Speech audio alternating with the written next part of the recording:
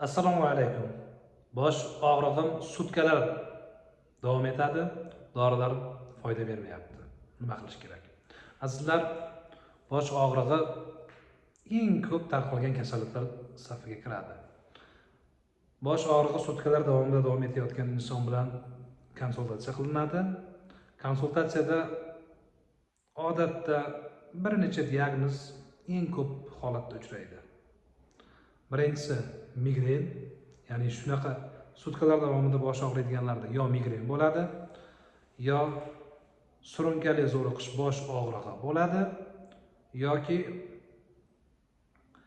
xronический индуцированный лекарственный индуцированный головной боль bo'ladi. Ya'ni ko'p dori ichish natijasida paydo bo'ladigan bosh og'rig'i. Shu uchun kasal bilan bo'ladigan dastlabki intervyu nihoyatda muhim. Juda ham muhim azizlar. Misol 3 bemor keldi. Birinchi bemor bilan suhbatlashganda ma'lum bo'ldiki, u oxirgi 5 oy ichida har oyi kamida 18 ta 19 ta og'riq qoldiruvchi dorilar ichadi. Biz bunday insonga лекарственный индуцированный головной боль tashxisini qo'yamiz. Agar boshqa bosh og'rig'ining turi bo'lsa, uni ham qo'yamiz. Bu insonda ko'p dori ichish natijasida paydo bo'lgan bosh og'rig'i aniq bor. Endi ikkinchi kasal keldi.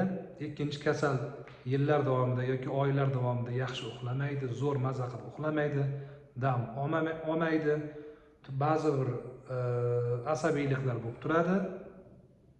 Savol javob qildik. Bunda zo'riqish bosh og'rig'i.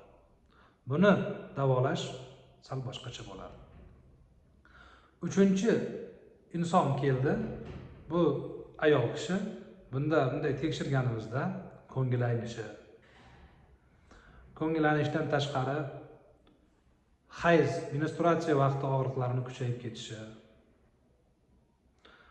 bosh og'rig'i ko'pincha bir tomonlama bo'lsa agar, bu surunkali yo epizodik yo surunkali migren bo'ladi.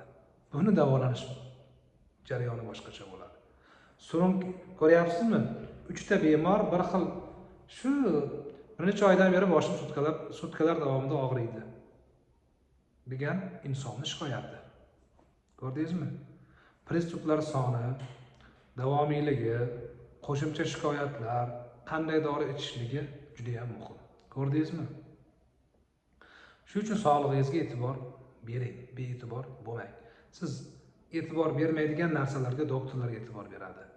Odatda esa hayotimizda biz shu mayda-chuyda ishlarga e'tibor berganimiz, mayda-chuyda kamchiliklarimizni tuzatganimiz hisobiga bizda o'sish bo'ladi, bizda tuzalish bo'ladi. Men doktor Sherali sizlarga yordam berish uchun tayyorman. Tojikiston Respublikasi Istarafshan shahrida ishlayman. Surunkali bosh og'riqlariga onlayn konsultatsiya ham qilaman. Rahmat.